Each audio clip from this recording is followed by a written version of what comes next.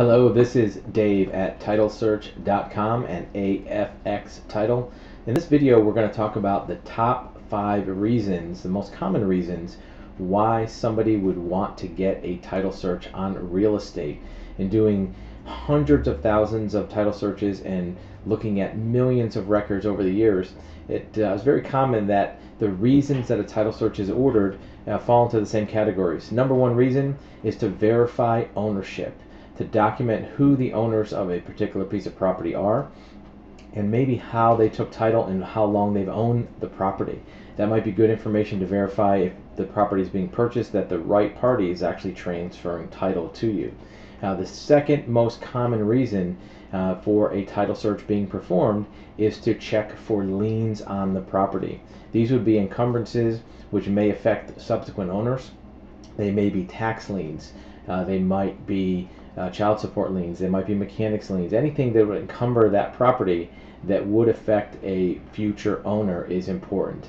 The number 3 reason that a title search is ordered is to see who the current mortgage holder is on the property. In some cases, the property owner themselves will order a title search to make sure that their mortgage company that they're paying the payments to is actually on title, that there's not some other mortgage company that's assigned that mortgage or that has acquired that mortgage through some type of securitization. So checking that mortgage company is an important reason to run a search. Number 4 is to check the amounts of mortgages or liens. For example, if there's a lien on a property, to see the dollar amount of that lien to verify, number 1, that it's accurate, or number 2, to see if the lien is accelerating in the balance, to see if it's going up every day, if there's penalties, interest, or if a mortgage amount is properly recorded on the property. And the last reason to run a title search is to look for other types of encumbrances which may affect that property. These might be real estate taxes due, not yet a lien, but maybe due on the property. They may be judgments against parties that may have owned the property, that may have attached it to the real estate. They may also be things like easements or mineral rights or other types of property encumbrances that could affect current or future ownership. One little side note, checking on property ownership, is that there's a common scheme used by criminals and fraudsters to do what's called deed fraud.